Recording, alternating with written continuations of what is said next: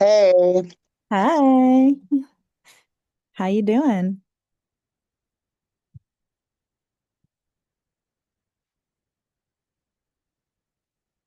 You again. Okay. Good Lord. Um, yeah, I'm okay. How you doing? Day by day, you know. Yeah, each day by day. Whew. What a time we live in. Yeah, yeah. Ah, it's I just mean, it's going down. It's going down in some kind of flames. So that's something. Yep. Just gonna keep praying for good thing. Whew. I'm actually just about to head out to go to Sundance for the first time, so I'm really praying for good things.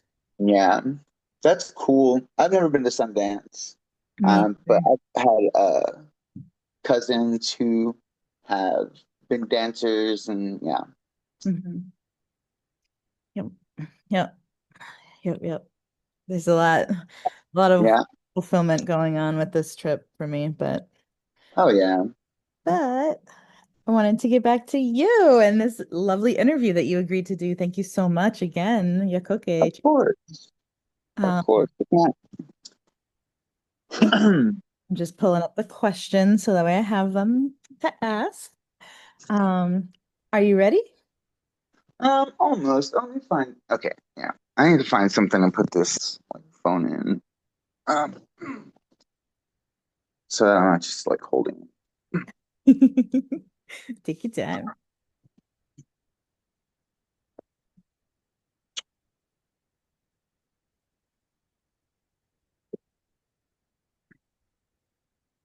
it.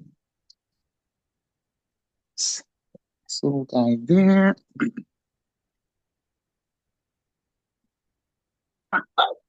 Okay, cool. Hey. All right. Looking good, by the way. Um, so I want to thank you again for doing this interview with me for this project that I'm doing that's ongoing. And I'm really excited for it. I'm so excited. So I'm going to start with the first question. Who are you and who are your Gulf South indigenous communities? How are you related to the Gulf South? Um, obviously flowers, obviously, and yeah, I was born and raised, and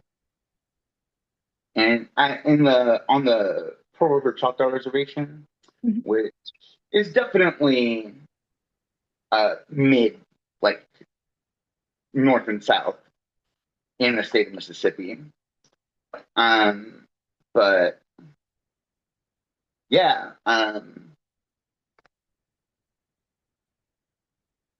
sorry, I accidentally smoked a spliff like right before this. Living your best life. Um, yeah, so yeah, it's not just like well, in Choctaw culture, in our in all of our variations uh of the origin stories, whether it's migration or um coming from the caves, like we weren't Choctaw until like the land made us Choctaw. Even in the migration story, we were a whole other tribe, that that became Choctaw once we settled where we did. So yeah, so there's like that sort of like cultural ancestral connection, but I've also like just had a whole ass lived experience of um being Southern, and I've been living here in Bulbantra for 12 years, and yeah, and yeah, part of my communal experience. It's deep in you for sure. Do you want to explain a little bit about who you are and some of the, like, I know that you're an artist and you get into all these different types of art. So if you'd like to explain a little about that too, I'd love to hear it. Oh, okay, yeah, sure.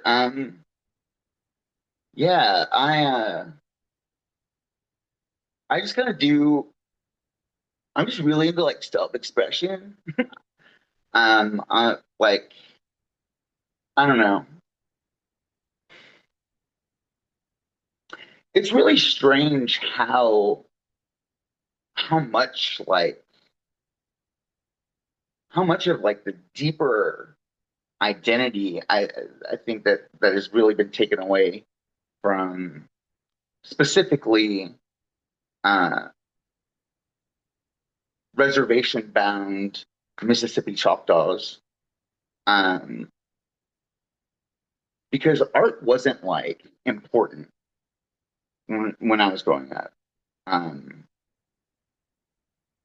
and yeah, like I don't have like I don't have favorite artists or I mean my favorite artists are like my friends, right? I don't know the art world or anything, and it's kind of the same way with music. Like uh, that's kind of what I started off doing. I bought my first guitar when I was 16 with my travel distribution check, and uh, and I kind of like yeah, I picked it up pretty quickly, and I kind of used it as a crutch for a long time uh, because down in my heart of hearts, like I always wanted to be a visual artist. So I always wanted to do a lot of things, but I love art. I love, uh,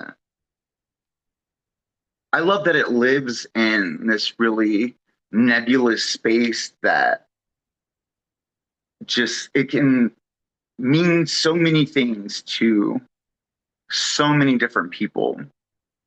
Um, I think that's great being able to like relate something that feels very personal and specific to yourself, but um, have other people see their own experiences reflected in your own. I feel like, I don't know, it's cool having that like kinship.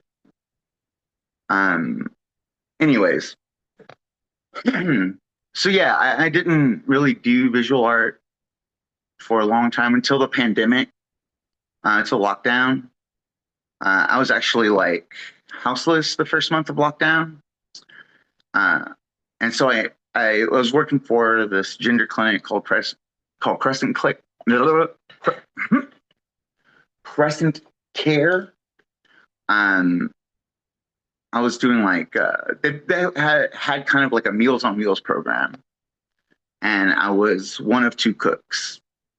And yeah, like the weekend before lockdown, I had nowhere to go, so we were working out of this church, the Unitarian Church on Jefferson, uh, and my supervisor like talked to the head, I don't know what you call Unitarian uh, patriarchs or whatever, but priest or preacher or whatever.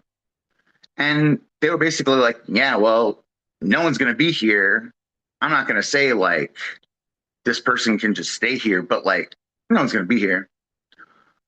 So I lived in I lived in a belfry for a month, um, and it went crazy because the only other cook like had a lot of medical has a lot of medical trauma, and so they quarantined for like 3 months. And so the only people I saw were like the supervisor and the volunteer drivers 1 day a week. Other than that, I was stuck in this church, and yeah, in the middle of like this crazy fucking unprecedented thing. And and then I found the keys to the church. And so I started snooping around, and I found their little art closet in the kids' room, like the kids' playroom. And so I stole all their good stuff. I stole all their good, like, they had some really good watercolor pencils, and they had some like Prisma pencils, and yeah, just some like kind of fucked up that these kids have it, honestly. But yeah, that's how I got started, by stealing from children and Jesus to uh, to sort of relieve myself from this really, like, yeah, I went fucking crazy. I went insane for a minute. Um, so yeah, I've been spending the past few years really just teaching myself how to uh, do art, do art good, which is basically just like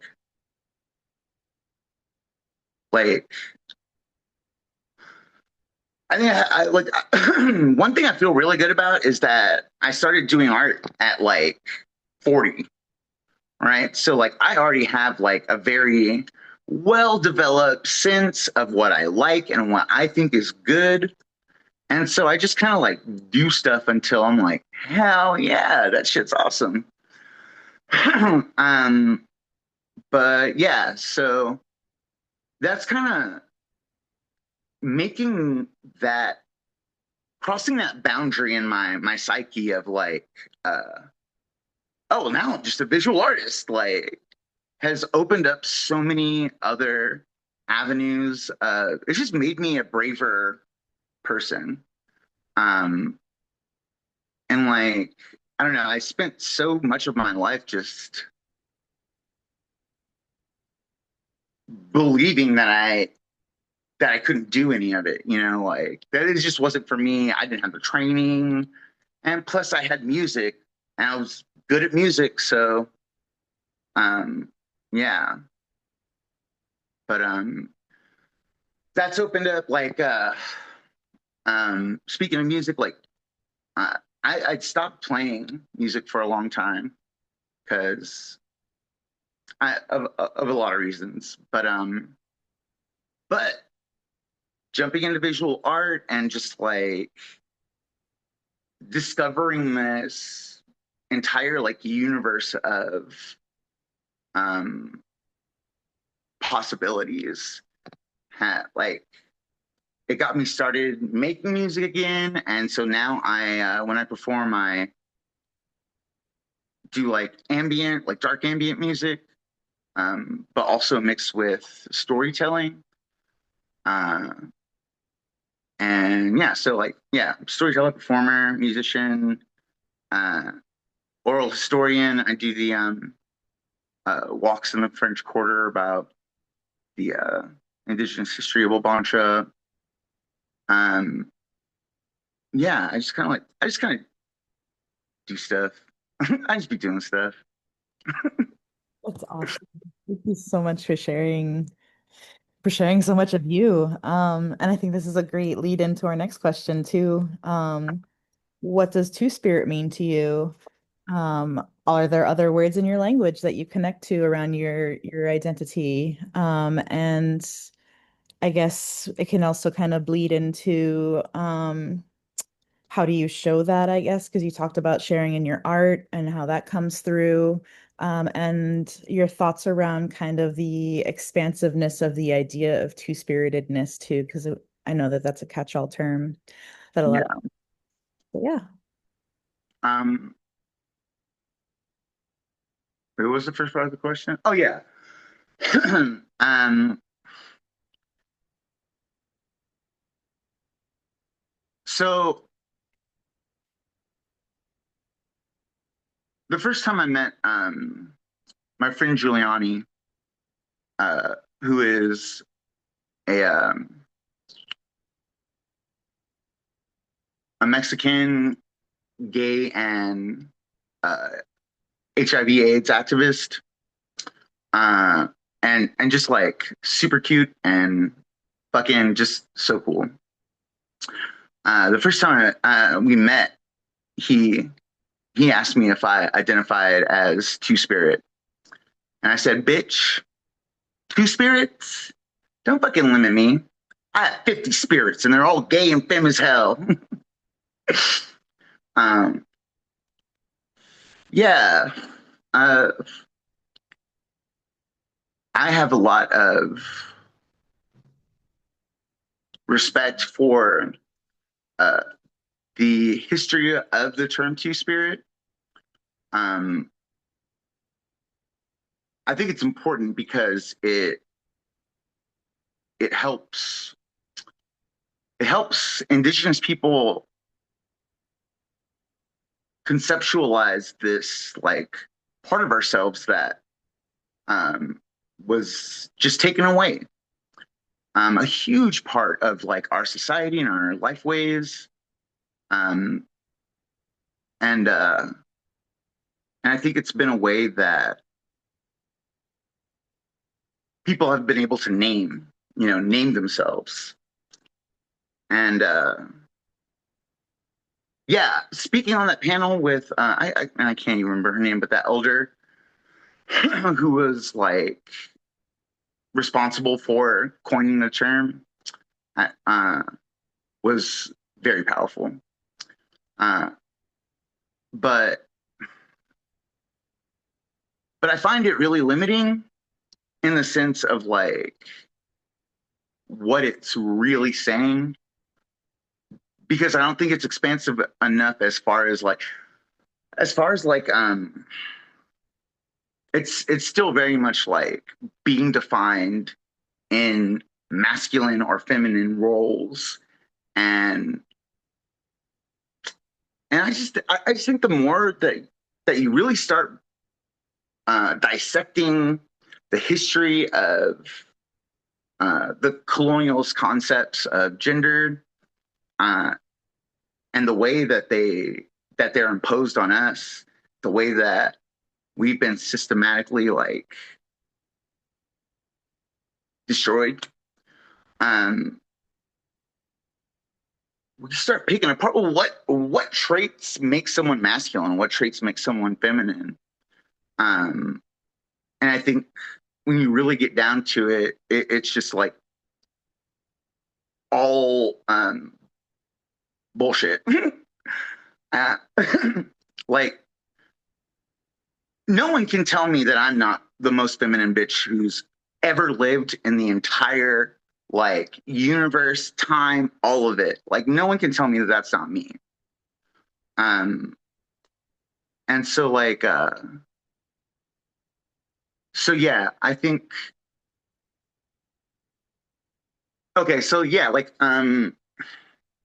even like something like being a trans woman is like feels a little loaded as well. And I yeah, I tell people that I use the Choctaw terms, and even that's like super uh like those are things that we're having to like reclaim and sort of define for ourselves as well. Um, and there's really not I haven't seen a lot of agreement on what terms are really used for who and how and where, but um, Hatakoba and Hatakiklana are the words that I know that are used to express sort of the trans Choctaw experience, and and I prefer I prefer those terms because because our language being a solely spoken language, um, there's so much. It's all contextual. It's all like one word can mean so many different things, and in any given context. So breaking down, yeah, wait, can I don't know. Fuck it. Breaking down like those phrases, like hatak is a person. Um, Hatakhoba, I think people make the mistake of thinking that Choctaw can be translated into English. And there's just not a one to one on any of that shit. So Holba is like um Holba is the way I always describe Hatakoba is like more human than a human. Like it's something that's like a human. It's imitating a human or whatever. Like the word for wolf, nashoba, like the thing that you imitate as a hunter, like and so yeah, I've seen other trans Choctaw people kind of feel weird about it, about those terms, because they're coming from it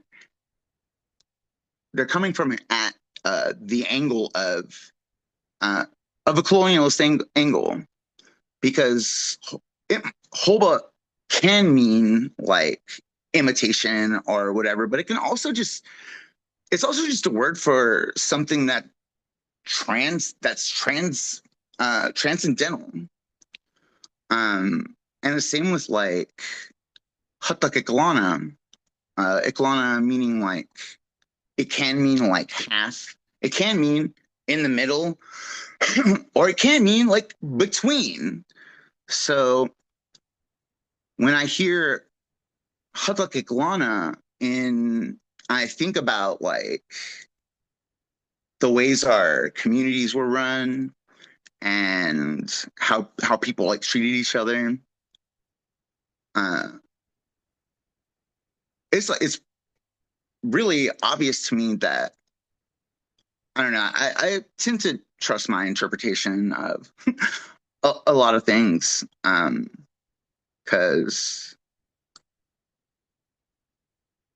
yeah, I don't know. I feel like I have a pretty strong ancestral connection, and I just like I know how fucking sacred we held each other, how sacred our bonds between each other were, and I don't see Hatakeklana and or Hatakoba being anything like an insult. I think it describes people who are mysterious, who have a deeper understanding of the lived experience, of just the experience of life, like because I don't know. um Being trans, coming out as trans, living like it's breaking down every fucking part of who you are and like ripping it out of yourself and like really like studying it and yeah, it's a lot. And so like yeah, I think it's an acknowledgement of it's like an othering in the best kind of way. Yeah. I hope I'm not. Oh, you're making a lot of sense to me. I'm just sitting here like, Okay, cool. yep, appreciating you. Um, what do you wish general society knew about about our unique indigenous genders, our gender roles, and our identities? I know you've touched a lot on that too, but if there's anything else that you can think that you wish like modern people knew or would stop asking you or asked more about.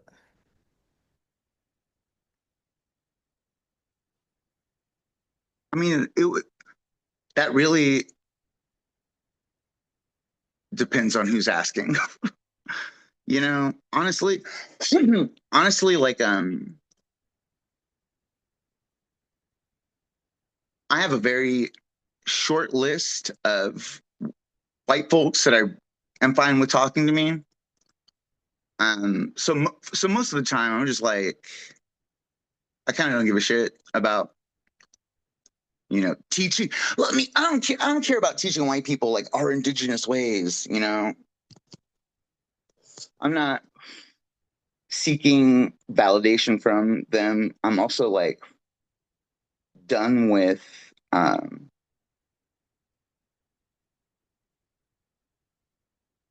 fighting to justify my existence. And why it's okay that I'm alive and who I am. I'm just not doing that anymore. So mostly, I just wish that that most of the people who have those questions would just shut the fuck up and leave me alone. But um, I do have friends who are detribalized Choctaw people, uh, and like being a resource for. I would. I wish that more detribalized natives would uh, feel just a little more comfortable with asking and I don't know. It's like the knowledge is here. Like the knowledge is here and you can have it and yeah. Um so ultimately I for the real ones, I would like them to know that uh that it's just normal. That like the only thing the only thing that makes being Hatakoba or Hatakekalana revolutionary is the fact that they want us dead. You know, like we're not the ones who make us political. It's the system that makes us political. And so, I don't know. So just like be yourself.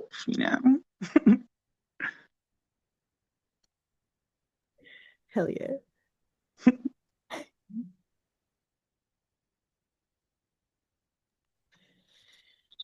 Do you have, this isn't on the list of questions, but I'm just wondering, do you have like a dream for more liberated future that you can like see and grasp that you wish you could materialize right now? Yeah, actually. And it has to do with the project. And I can't remember his last name. I think his name's Dean, right? Do you know? Do you, Haley? I know Haley did the interviews, but the Black Homa person who's like up in Minneapolis, Oh, Dane. Dane. That's right, Dane. That's the interview that I've listened to over and over and over again, and I just find it like so like I can't wait to meet this person because I already feel so close to it. Um, yeah, this idea of nationless people, right? And I feel like especially uh, trans indigenous people, two-spirit indigenous people, a lot of times we're we might be enrolled members of tribes, but that but the internalized colonialism in our communities um, forces us into being a nationless people, and and that's sad like so much is sad, but it's also like an opportunity to it's an opportunity for reclamation, because culture is alive. It's alive and it's growing and it's within and without, and it's just it's exciting a to be check the see. Okay, so I know, like, I don't know if there's a real distinction between Chattahoochee and Hattaholba.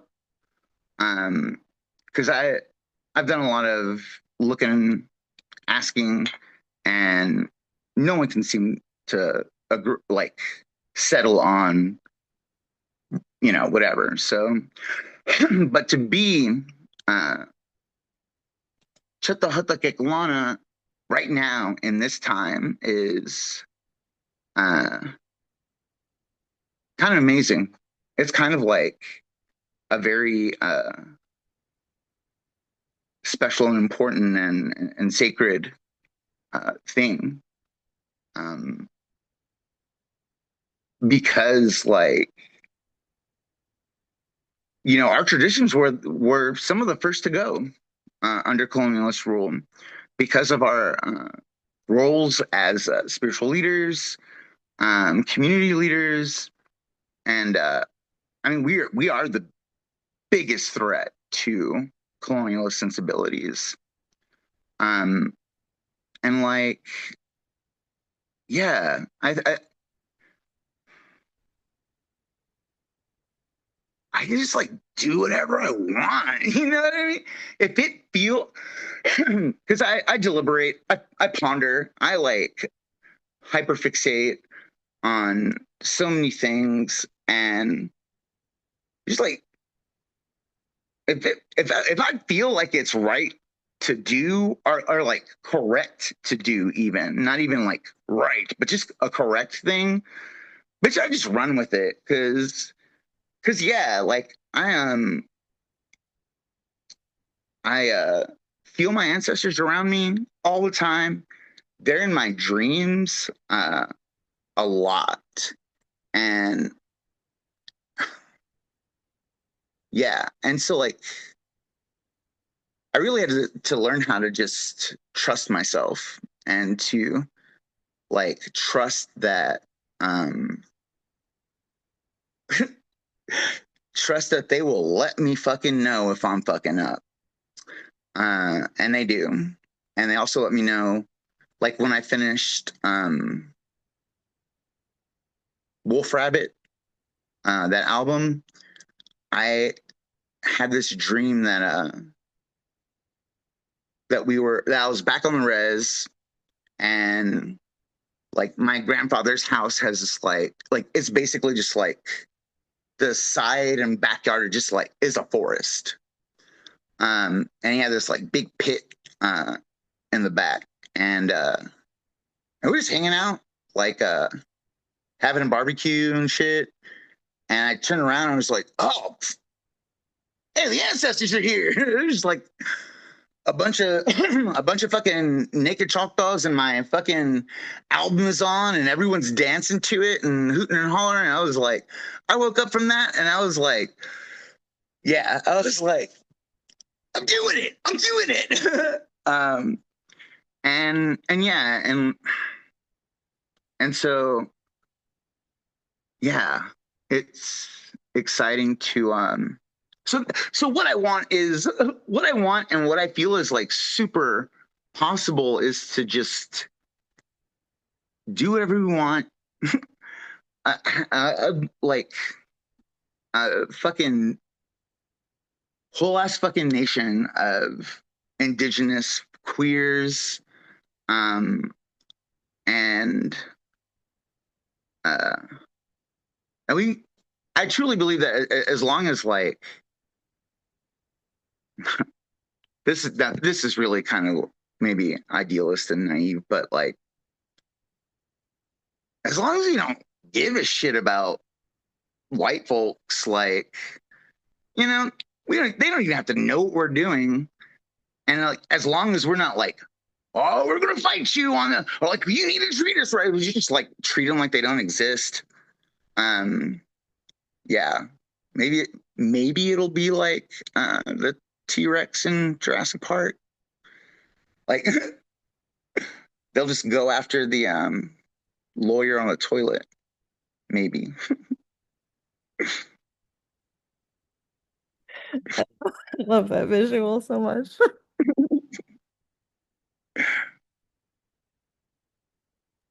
Oh my goodness. Thank you so much for for this entire interview. It's been such a I delight. Yeah. I treasure any like amount of time I people want, like anytime I can talk. I love talking, and it's like conversation is how I like process a lot of things too. Because my intellect is such a vast and oftentimes empty space. Like I have all these things going on in the air that I just like. It's hard for me to just um, conceptualize just on that on that level. Being able to converse or speak like really helps me to arrange all these things into something almost comprehensible. I can understand. Well, I wanted to give you one last open space if there's anything else you'd like to tell the people while you have the this current platform, because trust that more is coming. Yeah. Yeah. Honor yourselves and honor each other. And above all, honor me because I'm honorable and That's demure.